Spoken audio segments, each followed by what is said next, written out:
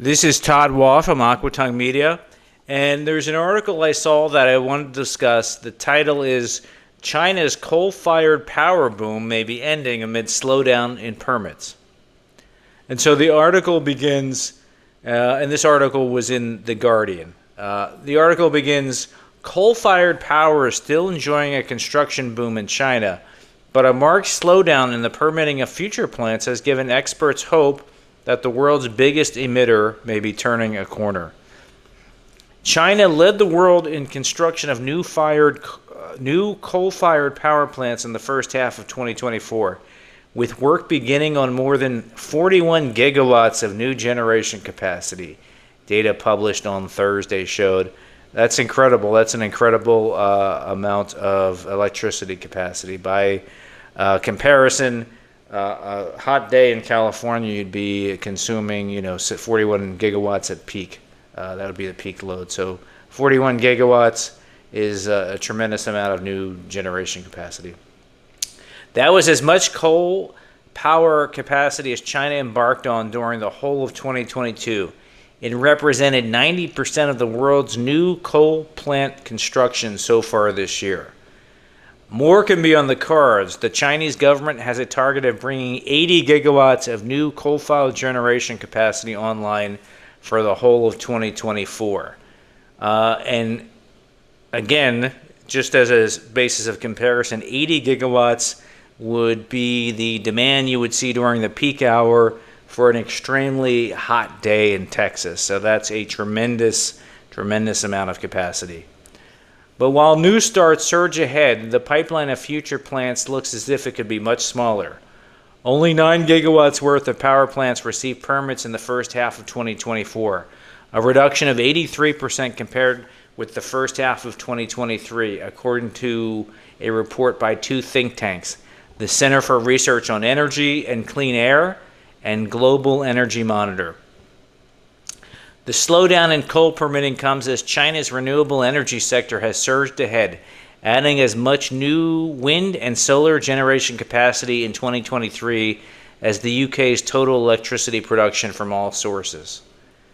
That increase in renewable power was a key factor in driving down China's coal power generation by 7% in June 2023, between June 2023 and 2024. QIQN, I believe that's the way you say the name, lead author of Thursday's report and China analyst at CIRA said, the development of clean energy enables the Chinese government to set more ambitious goals for reducing coal power generation and carbon emissions. China needs to stop allowing room for fossil fuel emissions to grow in its policy.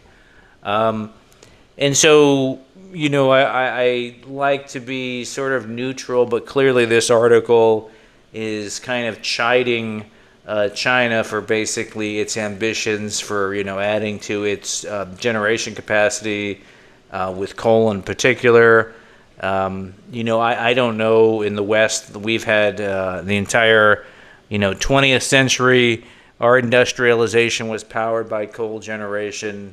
And so, it's interesting. We want a new generation to be clean, but we have to understand that not all countries are operating in the same position. So I don't know. I don't have a strong feeling about that, but just something to note. Power generation is different. The article continues. Power generation is different to capacity. I think it should say than capacity. For political and economic reasons, new fossil fuel powered capacity can be added that is not used to its full potential. Similarly, wind and solar are intermittent resources, so the amount of electricity generated can vary. Well, that's definitely true. Solar only generates during the daytime. Wind is intermittent. You see periods of time when you have an overproduction of wind if it's extremely windy, and then periods where there's no wind and you like it to be winding. You like it to be generating wind, the wind to be blowing, but there's no wind, so there's no wind power. So it puts a strain on the remaining resources to make up for that gap. There are strong reasons why China might want to increase its coal capacity. The government took fright at droughts in 2022 that vastly diminished the country's hydroelectric capacity and caused factory shutdowns. And the war in Ukraine has destabilized energy prices globally. That's true, although that's kind of lessened somewhat over the past few years. But definitely the war in Ukraine, initially for sure, really jacked up energy prices. They've for the most part, they've come off over the past couple of years. After years of relative decline, coal was repositioned by Beijing as the best solution for base load power. However, coal plants are struggling economically, according to David Fishman, a senior manager at the Lantau Group, an energy consultancy in Shanghai.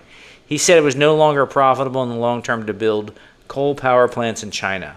The only reason to do so would be strategic reasons. For example, pressure from other stakeholders, such as local government officials who might be concerned about energy security or short-term GDP growth. Coal plants lose money right now. They don't have guaranteed uptake. The ones I talk to mostly say we're in pain, Fishman said. This is interesting. Again, I'm not super knowledgeable about the Chinese energy sector.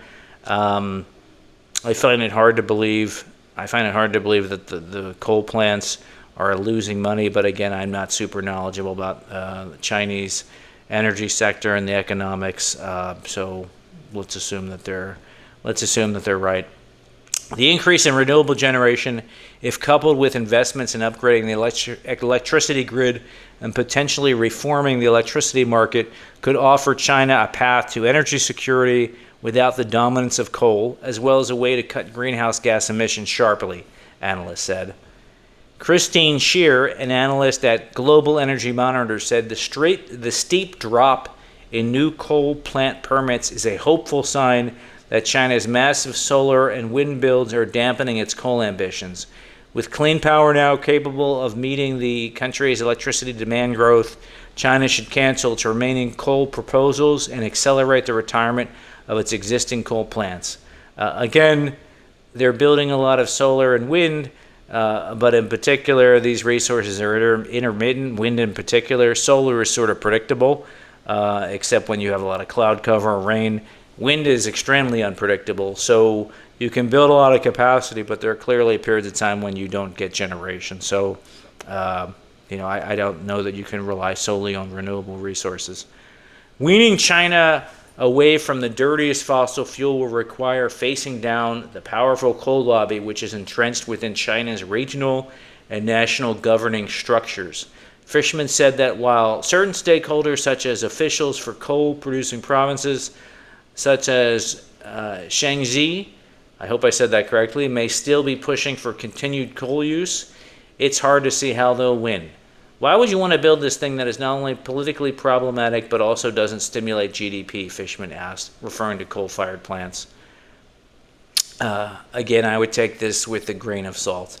Coal producers see the future differently and are unlikely to give up without a fight.